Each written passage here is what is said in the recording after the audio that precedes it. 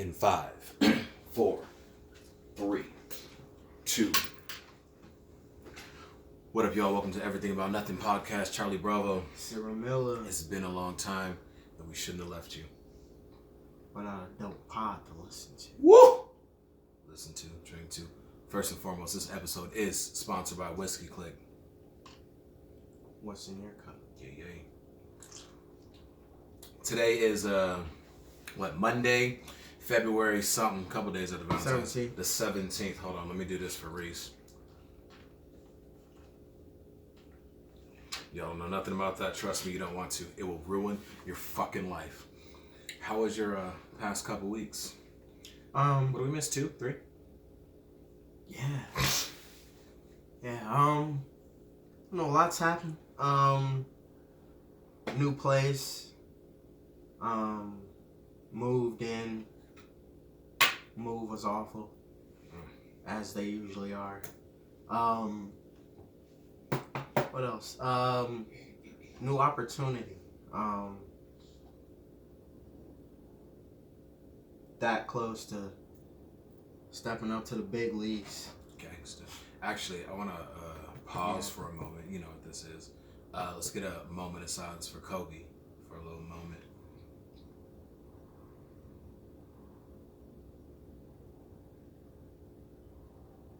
Rest in peace, Mr. Bryant. You will be missed. You were loved. Man, I cannot imagine what that family is going through, especially the wife and their kids. Yeah. And that's some terrible stuff. Didn't mean to interrupt you. No, Please, you're good. Please continue. Yeah, that also happened. I remember where I was. I was on my way home from work. We had just stopped to get some food, and we're driving back to the house. I had little news alerts on my phone, and then one flew by, little buzz, stopped for a second to look. Kobe Bryant dead at 41. No. I was like, my meat was, what? And I immediately opened it. I'm pretty sure I was in the middle of driving and was like, what? And something, the helicopter crash. Other people, I was like, not sure who's. The first one was like immediate and it's like, not sure who's all involved. I was like, nuh-uh. No. Then, because of the feed, I got like a couple more. Kobe Bryant. I'm like, well, then like the third one, I want to say, his daughter was there too. I'm like, what? And it was because like that day was also my cousin's born day. So we were going home because we were gonna eat a little something, go home, go to sleep. Plan was to take a nap, go, and they were having a dinner thing, do that, and it was just like surreal. Like I'm waiting for because like one of the first ones I saw was talking about Rick Fox was there. Yeah, I heard about one that. Of the first ones was like, Rick Fox was on the helicopter too, and like so I'm like waiting for the other foot. Okay, somebody is doing some kind of trolling, horribly misguided joke, and news kept rolling, and it was everything and some. Kobe's gone. His daughter's gone. 7 other people gone. Just like that. And yes, this is some time after it happened, but like still, like it was and still is like surreal. Like Kobe is no longer here. Like, they just had the All-Star game, and they changed the All-Star MVP to the Kobe Bryant MVP. So if you get the MVP, the Kobe Bryant MVP award. So this first what's his name? Kawhi Leonard is the first one to get the Kobe Bryant MVP All-Star MVP award. Did he just get drafted like this year? Or, I remember hearing something like crazy about Kawhi. Did he just get traded or something? Cause yes, he was on the Raptors last season. Yeah, okay. And they won the playoffs. And then he went to the Clippers. So y'all may or may not know. I don't really watch sports. With that being said, like the Kobe's passing didn't hit me right away. It actually didn't hit me until I spoke to my brother. My brother was really shaken up about it. Shout out to Reese. That's who I bit the cup for. He actually had the pleasure of meeting Kobe at our school. He came. Yeah. And I don't know if I just said that. Oh no, I can say it this way. My brother was and probably still is a Celtics fan at that time. Hardcore Celtics fan. So he did not like the Lakers. Therefore, he didn't care for Kobe until he met him. And I think it was Facebook or something, whatever we were doing back then. He posted up like, I have a lot of respect for this man, but like after meeting him and learning some stuff from him and having a conversation with him, he grew a respect for Kobe. So I'm sure he put it up on his social media, his picture with Kobe. Yeah. Like Reese like got his arms up playing defense and Kobe's right there. And I think there's another one like his like hand on him or something, like talking to him. But from that moment on, he had a whole different love and respect for Kobe as a person, because it wasn't, at that point in time, it wasn't about competition, like you play my team and you guys shit on us. Yeah. It was more of a like, this amazing man is trying to help me. He came to my high school in Vegas to take time out of his fucking day to come here to Vegas. And he was sponsored by Adidas, right? I believe so. Because our school was sponsored by Nike, or it had some type of deal with Nike. They only wore Nikes, but like, so that added to like him being there and not having to be here in summer in Vegas, when he can be somewhere much cooler and taking the time to help out these kids. Gave my brother a new love for him, but since we're on the subject, Gayle King. Yeah.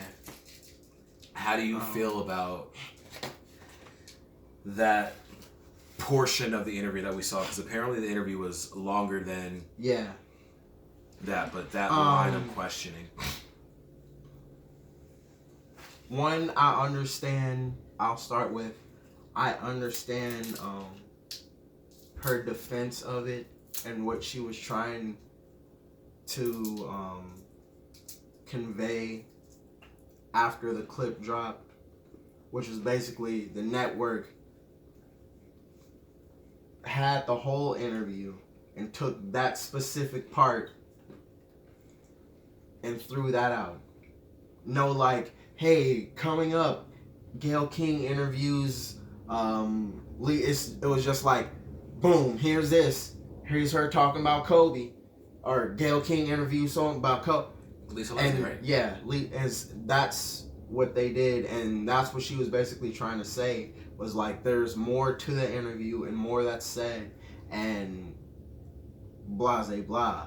However, it doesn't change the fact that she brought up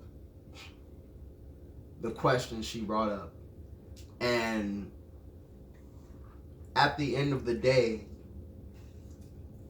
he wasn't charged with anything.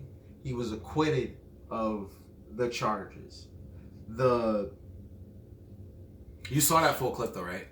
Yeah. All right. So then her rebuttal to that was he was acquitted, like, oh, because the witness refused to take the stand, or no, the victim refused to take the stand, like discrediting that. Yeah.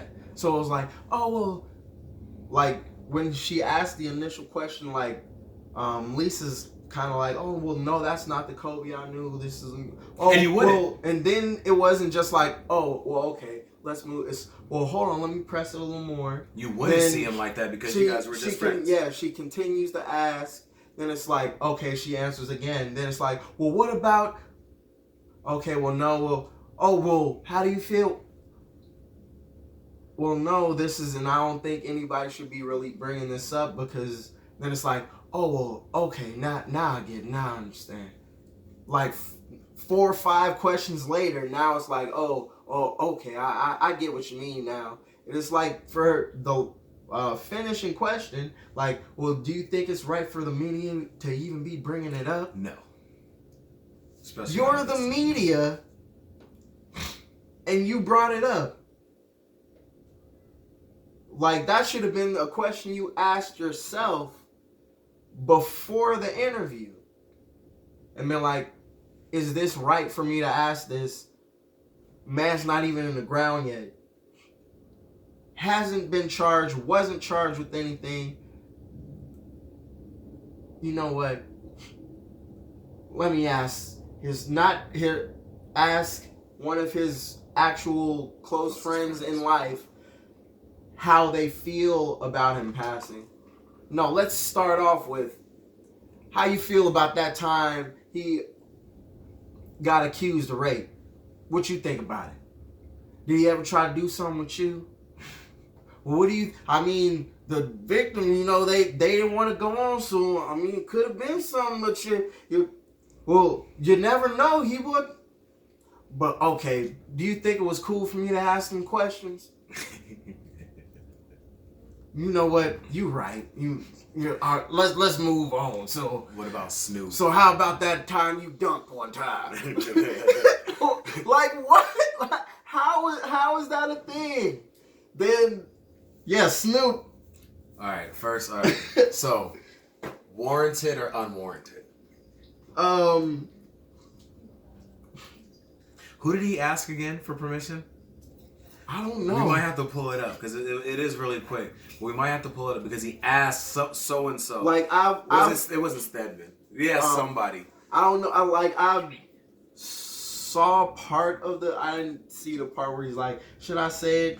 Clip, but I've heard the whole clip, but I didn't watch the whole video. So the person whoever it was, like, it sounded like they weren't there or they were off camera, but I can't remember the name, and I should know. Like, I think it's about time I call her a bitch. Can I call her a bitch? And he put so much itch in the bitch. And then I think he like apologized because I think what I read, I didn't watch this, whatever the next one was on the Room Report, that she accepts his apology. Yeah, because I saw, I heard the clip, saw part of the video, and he said what he said, and how do you feel about that? I think he was. No, I want to say right. He was. So warranted someone. He was right in feeling how he felt. Okay. It's a very PC answer. Like they say, people can say and do whatever they want. You have no control over how people react to what you've done. And for that clip, or for the questioning in general, she has no control over how people will see it and be like, oh, well, you have to look at the whole interview to get the context of what? And like, people saw what you were saying, what you were asking, and had a reaction to it. I personally don't want to watch the whole interview to find out how you got to Kobe Bryant being accused of rape and how it fits into the context of you talking to Lisa Lopez, and how it makes sense. And if you watch the whole interview, it'll be clear that, oh, of course you would ask about that the rape charge for a man who can't defend himself. Who already did defend himself. Of course. So for him to see that and react, like, I can understand, like, okay, that's how you felt, but did he necessarily have to say bitch?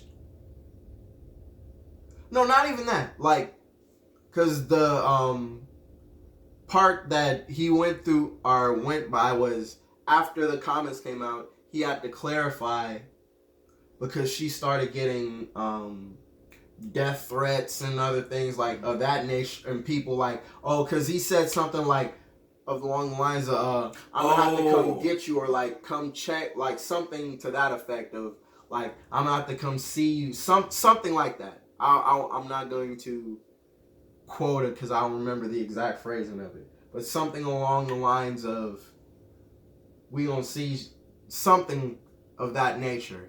And in that context, and with him calling her all out her name and stuff, it could be taken as I'm threatening open you, season, and when I see you, it's going to be something other than me a seeing conversation you.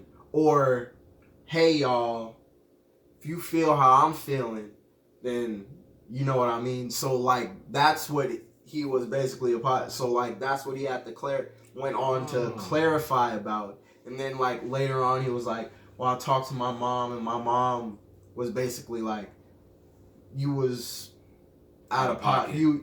She was out of pocket, but you were out of pocket for going as far as you went with it. And he was basically apologizing, like I shouldn't have worded things and said things the way I said those things. I was feeling some type of way, and I was hurt in an emotional state, and said some things or took some things to a place that didn't need to go. And I apologize for that. And I'd like to get a chance to talk to you when and if I can off camera, and we can discuss things, or how something like that. Who was the comedian? Was it Ari Shaffir? Because I think they're saying Ari, like I believe so. Like, oh, something about you should be happy today a rapist died, or yeah, like the day of, or like the next something like that. Snoop or somebody like should have went at him with that shit. But the thing about it is, most of the culture probably doesn't even know who this person is. Now, if it is, and I hope it's, I don't know, I hope that's the name of the person, but if it is the person that I think it was, they used to host this show, this comedic show. Well, I'm not gonna say the name, whatever. But I check it out because they had like some funny stories on there. Yeah, we like to get our comedy. Yeah, he did. That was him. Yeah, it was okay, so it was Ari Shaffir. He was on there, and I forget what exactly happened, but they took him off and replaced him. With Roy Wood Jr. Yeah, fire. Yeah, Roy was funny. He's like, he's got this little goofiness about him. Like he reminds me of fucking my big brother Jerry. Just a round nigga with a mustache. Roy does his thing. I don't know what that was, but it felt like it crawled down my leg. It was weird. All right, so I think that sums up the Kobe thing. Moving on to some other things. Oh yeah, I guess. Did you watch Missy's video? We watched it together, didn't we? The last time we recorded, and it was like the Museum of Missy. What was the song? You good? I don't think so. But she was singing on it. She didn't like rap at all. Was it the I think I might have heard the song. I don't know. I watched it with somebody. I thought I watched it with y'all. There's a little girl and a little, excuse me, little thing, and then at the end, like Missy was the janitor and like winked at her. I don't think so. No. All right. I still haven't seen Bad Boys 3. In fact, we were talking about doing like same. Oh, y'all haven't seen it? I thought y'all seen it. She was talking about She still hasn't seen Bad Boy anything. And you let her move in with you? She ain't even seen P. Diddy do a Harlem Shake while Bad Boy was in the back. She ain't Bad Boy anything. See, I don't even know the Bad Boy 1 verse of Bad Boy 2. What you know about? That's all I know. What you know about? Something going on. TVs all up in the headrest. That's all I know. I know you know it. I'm trying to remember the beat. Bad boy. You make me feel so good. I'm blanking. What you know about This going is out, all up in the head, right? Pull up the lyrics. I'm the reason they made the dress code. Figure out something. Dresses are supposed from my neck to my toes. Something in a neck full of gold. Like me the catalog and show you how daddy ball. East, west, every state. Come on, bury the hate. Millions. The only thing we in the era to make. Fuck. I was young. We just focused on the hooks. Those were the days. So, I didn't even look up that story, but Mace feels robbed by Diddy. But then they were talking about it. So Mace bought his whole catalog for or sold it, or bought it, one or two, for 50,000. No, oh yeah, I saw it. I actually listened to it. It's been a while though. Yeah, I saw it was. Well, it started with the Grammys.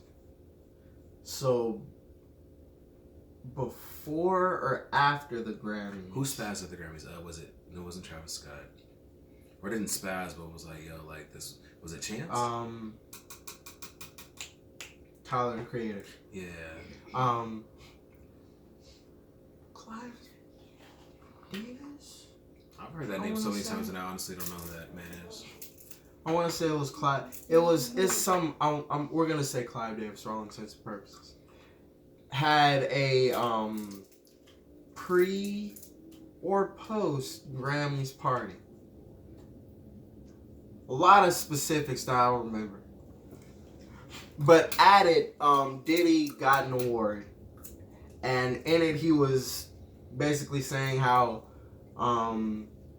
we, as in the artists, need to take back the industry, take what's ours. Isn't his name understand that what they're putting out is what the industry wants.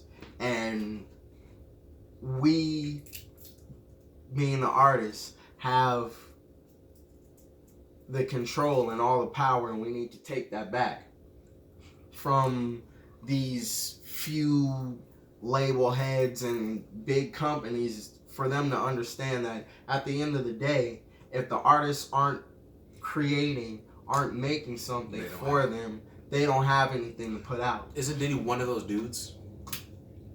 To the best of my knowledge, which is where Mace comes in. Got it. And Mace was basically like, "Oh, I don't understand what's going on with you. I sold you my publishing. After way back. Before or after his first album, one of those two. Sold him his publishing for couple raps. Peanuts for all intents and purposes. Peanuts. And since he's then, complaining? since Peanuts then, are good. Since then, he hasn't been able to get his masters back, and he apparently at one point tried to buy his masters back for $2 million, and Diddy either said no or wouldn't even bother to meet with him or something like that. I heard he's, I'm gonna be on your until you're trying to say this about us and the artists and stuff, and you're doing this to me. No, I heard that he was going to sell it to him for the price that somebody else wants it for, which is something that doesn't seem to be obtainable by Mace right now. But there was a number you can buy it for the $2 million that he wants it for, or something like that, or to get it back, because it sounded like there was a third party involved. I'm gonna get that phone, cool, and I gave it to Baby. I don't know if it would be even necessarily a third party, but more so, from what I remember at least, you want it for this price. Yeah. But it's this price. Yeah, you're not getting it for whatever you got. I know you sold it back then for this price, and did I get over on you? Maybe, maybe not. who's really to say. But the point is, what you're trying to buy it for isn't necessarily what it's worth. Yeah, that's not what I'm asking for. And then I remember they were talking about on the Breakfast Club, and it was basically like, well, they were on their side of the game. Yeah, you still had a contractual obligation with the label to make more music, and instead you went and left the label, left the music industry altogether, got baptized, found God, and became a preacher, which is fine. That's all spirit, soul, all of that is good, but that doesn't change all the contracts with your signature on them. That doesn't void like, oh, well, Jesus is here now and he voided everything that I did before this. And then you come back later like, you know what, all that stuff that was voided, let me go on and get that. Here's some money for it. That's exactly what it was. So, not fulfilling his contractual obligations, he still owes money. Yeah. So Diddy's like, well, yeah, you can buy your masters for like whatever price we agreed upon, but like, nigga, you still owe me money. Yeah. So it's like Ryan and Stewie's like, oh, you don't have my money, but you got money for fake mustaches, nigga. Like, no, pay me, then you can buy that. How you got money when you still like, nigga, you still owe me a couple mil? Yeah, because there was a contractual agreement. Then we can talk about the sale. He was still supposed to deliver on, I don't know how many albums he actually signed for, but he hasn't put out any of those albums, and Mace has come back several times with different people and different artists and put out stuff here and there, but I owned Welcome Back. Still hasn't done still hasn't delivered on what he was supposed to deliver on. And he can still go out and perform all of those songs. Yeah. Like he can, if somebody wants, they can book him for a show, give him, oh, here's blank. Come in, perform some of your hits for us. Right. And perform them songs and get that money. Right. And Diddy is basically still getting money for the publishing rights from those songs, or if something happens with those songs. They want to put that song in a movie. They want to use that song for a commercial, something like that. That's where your publishing comes in. And that's why publishing is extremely important. And it shouldn't be something that is thrown away or thrown out or sold at like ever. Like masters is all good, but like at minimum, make sure you have your publishing. Your publishing is for you. Because when you start giving all your publishing away completely, or you start giving a percentage of your publishing, then you start losing revenue that just keeps coming. It can be there for however long. If you're giving it to your label, or you're giving it to this person, or you're giving a percentage to that person, then suddenly the money that you could be making for the work that you're putting in decreases. And then you have to work harder to make that same amount of money, because you want to do a show. Mace, what, 40, 50, somewhere in there, gotta hop on stage 20, 30 minutes to do a show. When he can make that same amount of money or more licensing one song out for a Honda commercial, putting the song in, the upcoming so-and-so film. Speaking of not publishing, with masters, we just listened. I was just showing you the new Royce the 5'9". He's like, our rappers talking about owning their masters. He's like, that's good and all, if the music stands the test of time. Yeah, so that's like owning 100% of nothing. I'm like, I thought it was a nice little segue. I was just that was it. Up there it is. Yeah, that was a bar and a half. Like, it's a lot of these dudes out right now that probably will for all intents and purposes believe that they own their masters when they say they own them. Listen to the music that they're making. You can hear it like if nobody wants the product that you're putting out and you own it, and it's probably not so much of a bragging on, but I was like thinking of somebody, I don't even want to say no names, but like some of the quality of some of the music. Yeah, or even not necessarily if nobody wants it, but if they only want it right now, and 10 years later, you own 100% of something that nobody wants to listen to.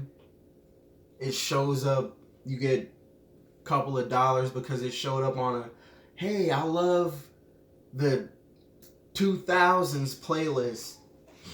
So you get 50 cents because it was on the playlist. What did you do? I think the music of today like isn't going to last, and like not even coming from a perspective of hate or being the grumpy old man, which I wear that title so well. It's that the kids don't even remember and recognize the songs from like last summer. Like you can play a song from 20 years ago and I'll probably know it word for word, which is why I get so upset when I don't know a song. Well, maybe not 20, 18, 15. Because if you do shit when I was like young, I sing the shit out of the hook for you. But like, we had a night, we were playing cards the other night. It was over there. They got mad at me, huh, babe? Because we playing spades. I'm just like, every single song. Oh, this was my shit. And I'm playing cards, and actually one of the girls has the nerve to go, all right, Harrison, we get... Who the fuck is Harrison? All right, Sarah, we get it. You know every fucking song. I forget. It was one of your friends' parties.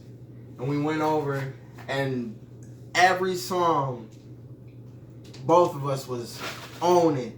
And they was like, oh, well, I bet you don't know this. And knew it. Then they put on, they were like, well, you definitely don't know it. It was some... I remember both of us had the phone. We was like,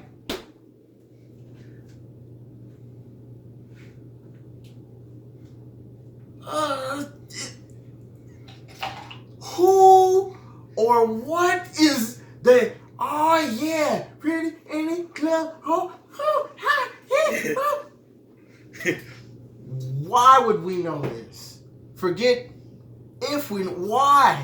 Why do you know? You should feel embarrassed that you know this. Wait, took you to a party, some of my people? Yes. I remember the song before whatever the trash song was a Sammy song. I like the... Yes. And they were stale faced because we knew who Sammy was. These were white people? Mix. Because the only party I can think of taking was like parties with baby girl like Ashley, because she was like specifically asked for you. She's like, bring us to the party. I don't think she was. No. I don't remember where it was. You got me doing tasks. Where's your cup? But like, that was my thing for like I could go any bar, any club, any kickback, whatever. Now some music come on. I'ma know all the songs. Wait, what was the last? I'm trying to think of. I ain't even been to a party in so long. I brought you there. Do you have an idea where it was at? No. I don't think I took you to any parties at Ryan's house. I wouldn't say party. We won't say party. What were they doing there? Playing video? Drinking games? Yeah. Oh wait, did you ever go to the party at Rob's house? There was no like table for beer pong. It was like the island on the kitchen, and it would be super white over there, like heavily white. And the only black people that would have been there was me, you, and shout out to Cyborg Killbox. She got the dopest nickname, Cyborg Killbox. I think so. It might have been.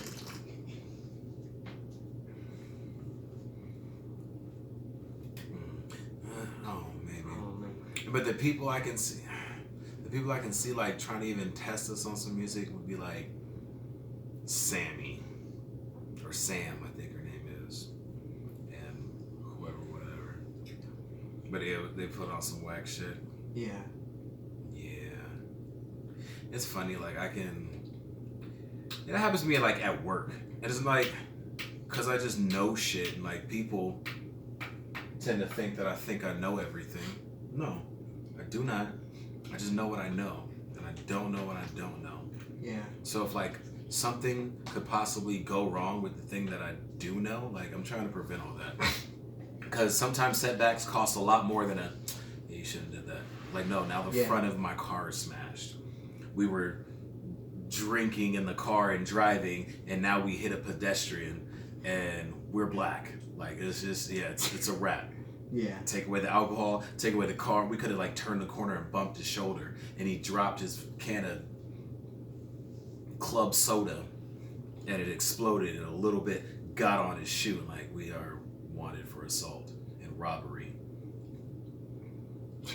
So I just, so it's like, oh, I don't know. I make like not even a mistake. Yeah, I guess a mistake. Yeah, fuck it. I have a little slight mistake. They don't even cost nothing. I just like, I didn't put enough salt there. Like, oh, so you're not perfect. Like, no, never said that I was. Exactly. I just move different. I just move with grace, motherfucker.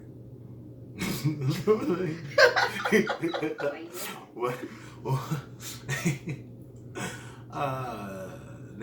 Name a straight dude that's ever said, another straight dude who's ever said he moves with grace. In fact, the only other dude I know that's ever said grace was Biggie. To all the ladies in the place with style and grace, allow me to play. I don't like doing Biggie because it just turns into super lisp and not even sounding like him and turn into Rick Ross. Grace. I think that's what Joe meant. Shout out to Joe. Who was I there with? I had to be there with you. Downtown, over across the street from, what's the one on top? Something Worth? Commonwealth? Commonwealth. Yeah, not Worth Wealth. And there was a little spot across the street. Who was I there with? It's gotta be you. No. It'll come to me. But anyway, like I was trying to like go into the spot, and like the door was closing, so I tried to like shimmy my way in. I'm out there drinking. I just got done doing a handstand on a skateboard downtown, like dressed up. Yeah. And so I was like trying to sneak it, and the dude grabbed my arm. He's like, "No, you gotta go." I'm like, "What?" He's like, "No, you gotta leave." You try to sneak. I try to fucking sneak in. I'm like, can't tell you what the fuck I was doing at the time. That was me. I remember that. And it was you. I wanted to fuck him up. Big ass light skin nigga. I wanted to fuck him up. Cause he grabbed my shit and like hit the door. And I wasn't even thinking about that so loud. I'm like, oh man, fucking let me, I'll fuck you up right now. And then out of nowhere, fucking Joe comes. He's like, yo, you good? I'm like, yeah man, I was about to fuck this dude. He's like, alright, I see you got this handle on. Well, as you know with me, he's like, I'm over there with some girl. I forgot who the fuck